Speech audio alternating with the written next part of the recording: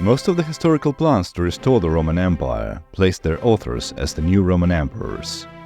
From Charlemagne to Mussolini, the wannabe restorers envisioned themselves at the helm of the Rome reborn, basking in all the glory and prestige that comes with it. But there is one particular restoration plan that stands out. It's comparatively pragmatic, not overly ambitious, and doesn't even put the planner on the empire's throne. This unique plan is known as the Greek project of Catherine the Great.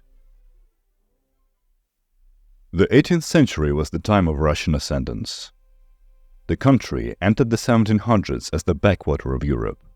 Its access to the Baltics was blocked by the powerful Swedish Empire. To the west was the Polish-Lithuanian Commonwealth, ever eager to challenge the Russians for dominion over the lands along the Dnieper River.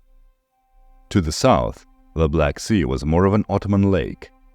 Its southern shores were controlled by the Sublime Porte directly, while the northern banks were the domain of its vassal, the Crimean Khan.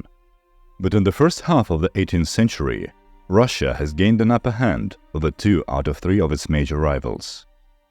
Sweden was decisively defeated in the Great Northern War and effectively ceased to be a great power. Poland was neutralized through diplomatic influence, to a point where Russian rulers had a final say in electing the next Polish king. The remaining big target was the mighty Ottoman Empire.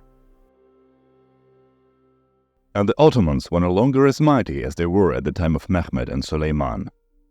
The empire wasn't the sick man of Europe yet, but it started showing some signs of weakness. Ever since their defeat at the hands of the Holy League in the Great Turkish War, the Ottomans were struggling to reassert themselves on the European stage. The Janissary loyalty was declining, the revolts were springing up in the provinces, and the newly resurgent Persia was threatening the eastern frontiers. However, the Sublime Porte was still a force to be reckoned with, and possessed the biggest army in Europe. The first round of the Russo-Turkish Wars in the 18th century ended inconclusively. The sum total of Russian gains on the Black Sea was the fortress of Azov, and even that one was forbidden from being fortified by the treaty signed in 1739. When Catherine II ascended the Russian throne, the empire's progress on its southern strategic goal was fairly unimpressive. But the new Russian empress herself, on the other hand, was very impressive. Catherine, born Sophia Frederica Augusta, came to rule Russia after overthrowing her unpopular husband, Peter III. The imperial couple were both German by birth, but unlike Peter, Catherine embraced the faith and customs of Russian people, which earned her the support of both the populace and the nobility. The new empress was ambitious, energetic, and well-educated. Her ascension marked the beginning of the Golden Age for the Russian Empire. Catherine's reign started with a diplomatic victory in Poland. In 1764, the empress managed to get her former favorite, Stanisław Poniatowski, elected to the Polish throne with the backing of the Russian army. The Polish nobility were split in their support of the new king. The cornerstone of the disagreements was the dissident question, the issue of the rights of non-Catholics within the Commonwealth. Russia and Prussia were pushing for more rights for the Orthodox and the Protestants, while France and Austria were opposing this reform. In February 1768, Russian ambassador Nikolai Repnin forced the Sejm to pass the Religious Tolerance Act in exchange for a constitutional guarantee from Catherine. This triggered a revolt from the part of the Polish nobility in opposition to the king and the Russian influence. With the diplomatic backing of Austria and France, they formed a confederation at the town of Bar, near the Polish-Ottoman border. The heavily outnumbered Confederates couldn't withstand the combined forces of the king's loyalists and the Russian army, and were desperate for foreign support. Austria and France weren't eager to join, so the only option on the table was the Ottoman Empire. In June 1768 of the same year, the fortress of Bar was taken by the Russian forces. When the defeated Confederates fled across the Ottoman border, the Zaporozhian Cossacks followed in pursuit and created a diplomatic incident. Egged on by the Austrian and the French envoys, the Sultan used this as a pretext to imprison the Russian ambassador, which amounted to a declaration of war. But the war did not go the Sultan's way. He and his ally, the Crimean Khan, could field bigger armies, but they had nothing to answer the superior artillery coordination of the Russians. On land, the Turkish forces suffered a series of defeats, and lost several key fortresses. At sea, the expeditionary fleet of Alexei Orlov reached the Aegean and destroyed the entire Ottoman force sent to stop him in the Battle of Chesma. For the next 4 years, Orlov's force became a nightmare for the Turks. They blocked the straits, sparked revolts in Morea, Egypt and the Levant, and even managed to capture Beirut. Austria's entrance into the war on the Sultan's side might have turned the tides, but Catherine managed to secure the Habsburg neutrality with the first partition of Poland. By 1774, the war situation was hopeless for the Ottomans. The Treaty of Küçükçayırcı that ended the hostilities marked a major blow to Turkish influence and prestige. At the same time, this war was a huge victory for Russia, despite it being started by the Ottomans. The Empress broke the Sultan's stranglehold on the Black Sea, gaining 2 coastal outlets at the mouth of the Dnieper and on the Kerch Peninsula in Crimea. The Ottomans had to renounce their suzerainty over the Crimean Khanate and to allow the passage of Russian ships through the straits.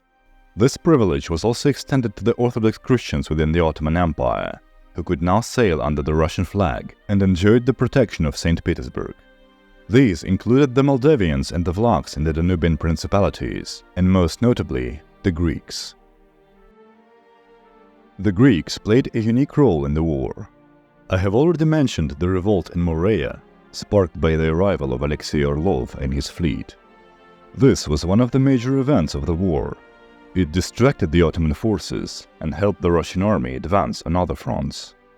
The Orlov rebellion was suppressed after a year of fighting, but it succeeded in establishing diplomatic connections between the Russian imperial court and the Greeks of the Peloponnese and the Aegean. During the war, Alexei Orlov even established a so-called Grand Duchy of Archipelago, a semi-official state consisting of 18 islands, with its own laws, tax code and school system. In the following years, thousands of Hellenic immigrants moved to Russia, and many prominent Greeks assumed offices in the imperial administration. This created lines of communication, which provided a significant strategic advantage.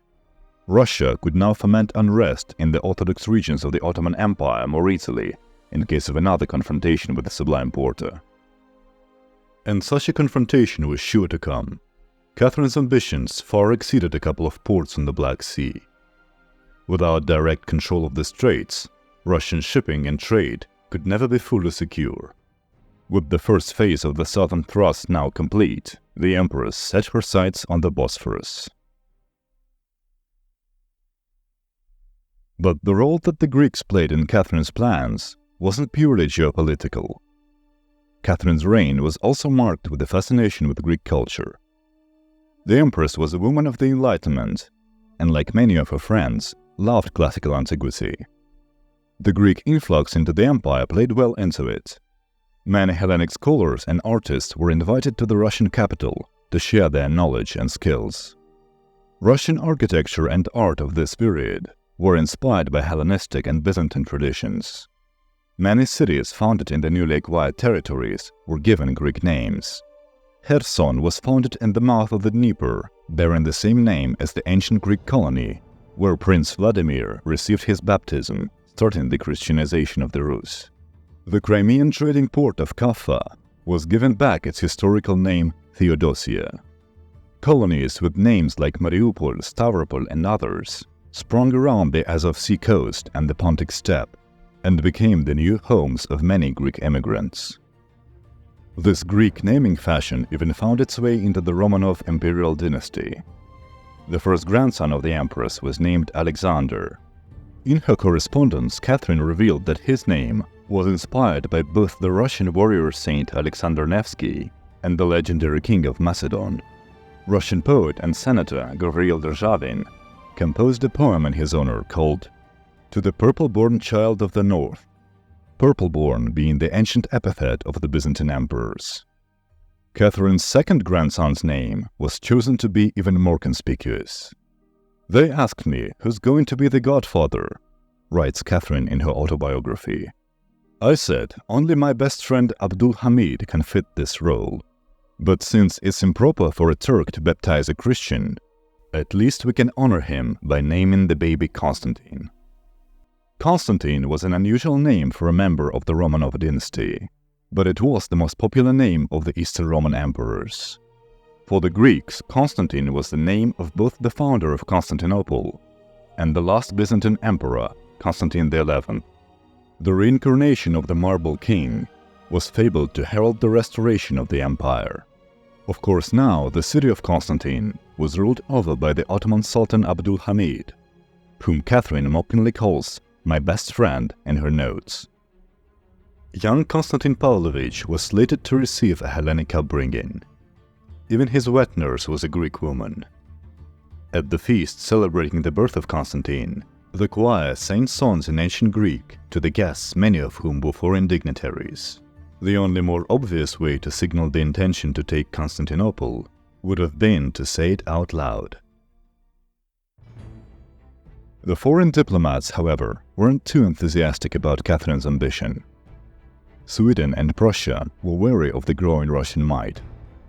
Other European powers might also have had something to say about the unchecked expansion in the Black Sea region.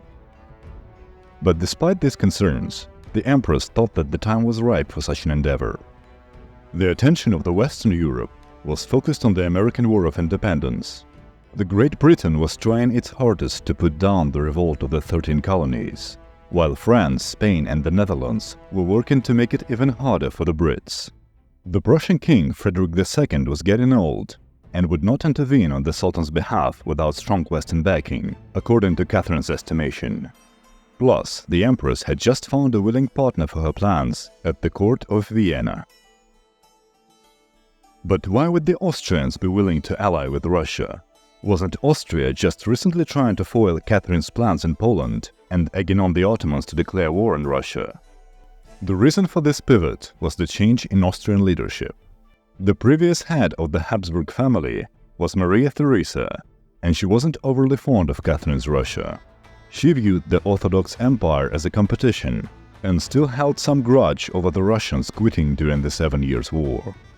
But the mother-in-law of all Europe was getting older and was transferring more of the imperial responsibilities to her son and successor, Joseph II.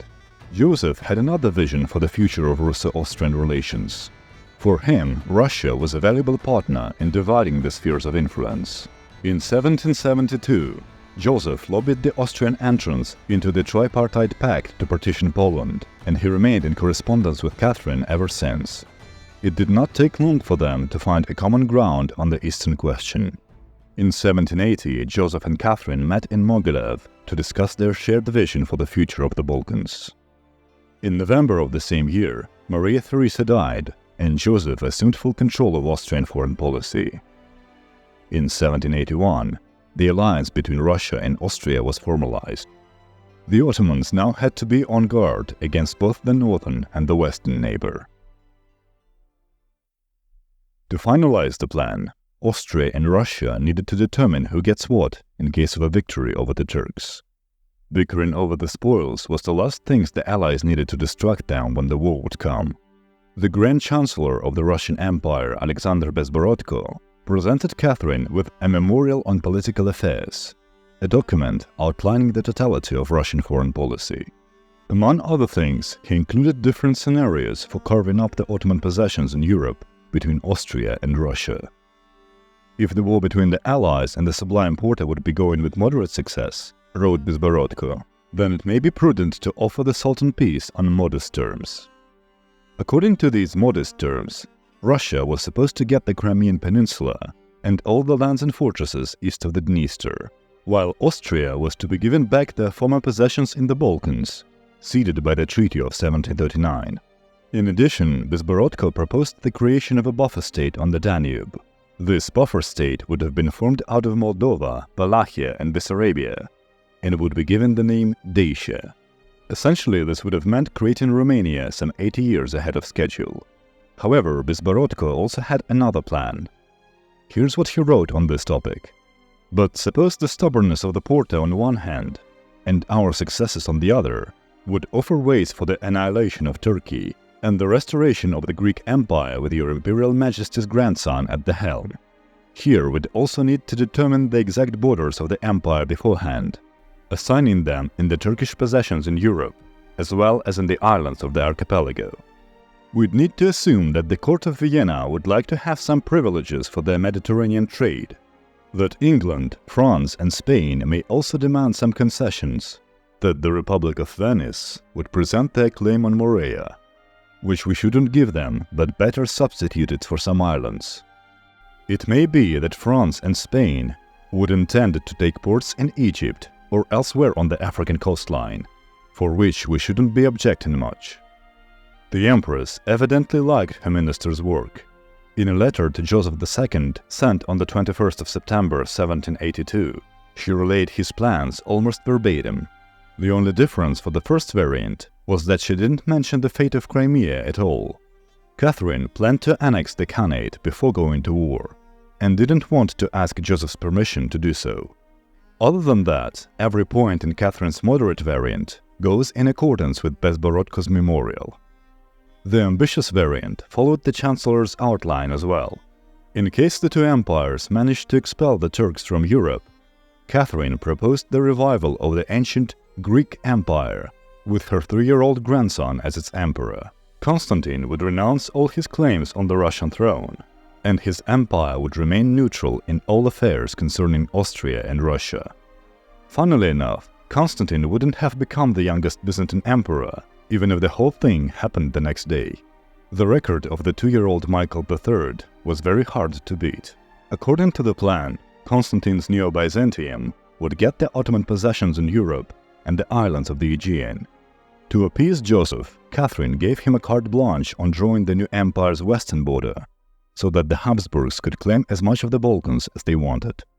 On the 13th of November, Joseph sent Catherine a response. He did not object to the creation of Dacia and the Greek Empire, but he wanted to get a whole bunch of stuff in the Balkans: Hotin in Moldavia, Nikopol in Bulgaria, Belgrade with parts of Serbia, Albania, and just the whole of Bosnia. According to his plan, the border between Austria and Byzantium south of the Danube would be one of those classic straight lines, like the ones you see on the map of colonial Africa.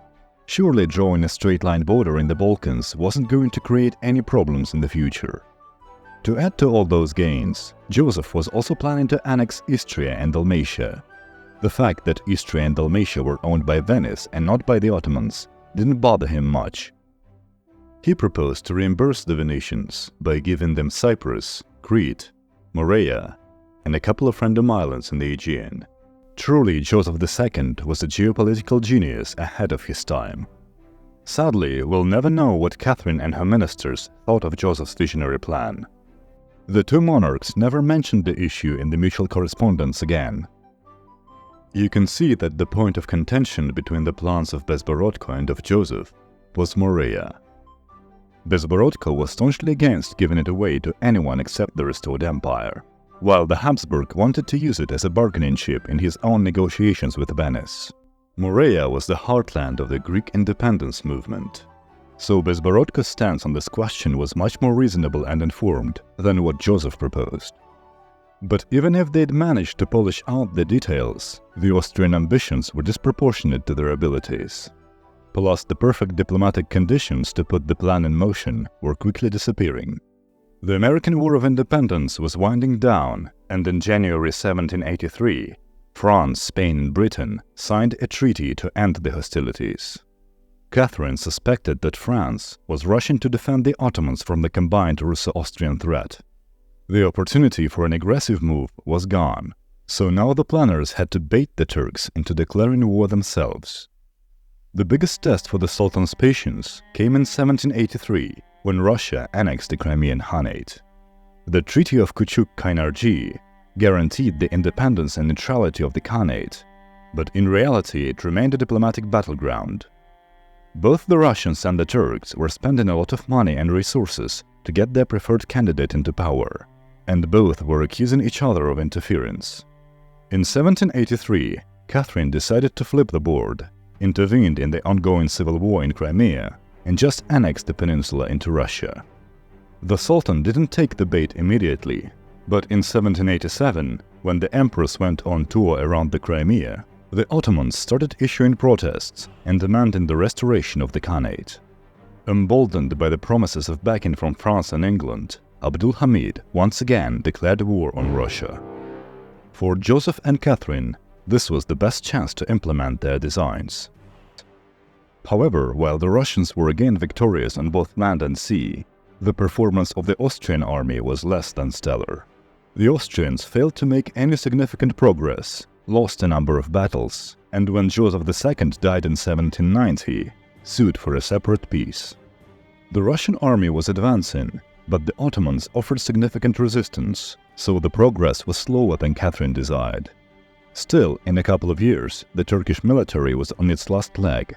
However, by this time, major Western powers like Prussia and Britain had started gathering forces to save the Sublime Porte from a complete collapse. The Austrian alliance should have been a precaution against this turn of events, but the Habsburg military had turned out not to be up to the task. With outside pressure mounting, Catherine decided to quit while ahead and be satisfied with some limited gains. The Ottomans were forced to recognize Crimea as the part of the Russian Empire and cede the lands east of the Dniester with the valuable fortress of Ochakov. The Russians secured all the lands they wanted for themselves, but no independent Byzantium or even Dacia were on the agenda this time around. The chance to revive the medieval Roman Empire on the Bosphorus was gone. With the ideas of the French Revolution sweeping across Europe, restoration of old empires was falling out of fashion. It is interesting to theorize what this Neo-Byzantium of Empress Catherine would have looked like. The information we have about Catherine's knowledge on the topic may give us some idea. The Empress was a big Roman history fan, but quite like most of the modern-day Romaboos, she was more interested in the classical empire rather than all that Byzantine stuff. Most historians just assumed that her plan was supposed to be a revived Byzantium because it would have been a Christian empire centered on Constantinople. But Catherine doesn't use the word Byzantium or Byzantine even once. She just calls it the Greek Empire. Catherine's idea of the medieval Roman state was a mix of knowledge about Greco-Roman antiquity and the old Russian image of Byzantium as the source of the Orthodox Christianity. The Empress loved Roman history, but only the fun parts. She read Polybius and Plutarch and even helped to translate a French book about Belisarius, but did not bother with any ancient sources on the laws and the administration. There were no books on Byzantine ceremonies and political structure in Catherine's library, but there was Procopius' Secret History, because that stuff is fun to read. The same applies to the culture and customs. Among other things, Catherine revived the old Roman tradition of victory titles in the Russian military. Her star generals and admirals had received the special award for the most impressive victories, like Suvorov of Rymnik, Potemkin of Tauria, and Orlov of Chesma. She thought that this had been a persistent tradition in Roman history, going back all the way to the likes of Scipio Africanus, but in reality it's been abandoned after Heraclius, with few occasional exceptions. Catherine even wrote a historical play called The Early Reign of Oleg. One of its episodes describes the Russian prince's visit to Constantinople, and it's full of anachronisms. Emperor Leo entertains Oleg with classical Greek theater and Olympic Games. It's not quite Netflix Cleopatra level inaccurate, but would have still warranted a full-length debunking video. On the other hand, the Empress seems to have known a lot about the Varangian Guard. She had started to read Gibbon, but got bored by his Decline and Fall around volume 8, right at the beginning of the Byzantine era. All this reinforces the notion that Catherine only cared about the cool bits of Roman history. This knowledge disparity isn't surprising. Catherine, like most of her learned friends throughout Europe, valued classical Rome and Greece very highly. Many of them were excited to see their fellow enlightened monarch topple the decadent Ottoman Empire and establish a haven for classical culture in its place. Even Voltaire was cheering her on to restore the Greek Empire, probably more due to his dislike of the Ottomans, rather than his love for Byzantium. The medieval Eastern Rome, on the other hand, was only interesting to the Empress from the perspective of Russian history. She didn't commission any research into the Byzantine society for her Greek project, even though there were plenty of experts at her disposal. It all probably means that Catherine's Greek Empire would have been less of a revived Byzantium and more of an 18th century enlightened despotism with some Hellenistic flavor. The Greek project of Catherine the Great did not pan out the way that the Empress wanted. Her grandson never sat on the throne of Constantinople.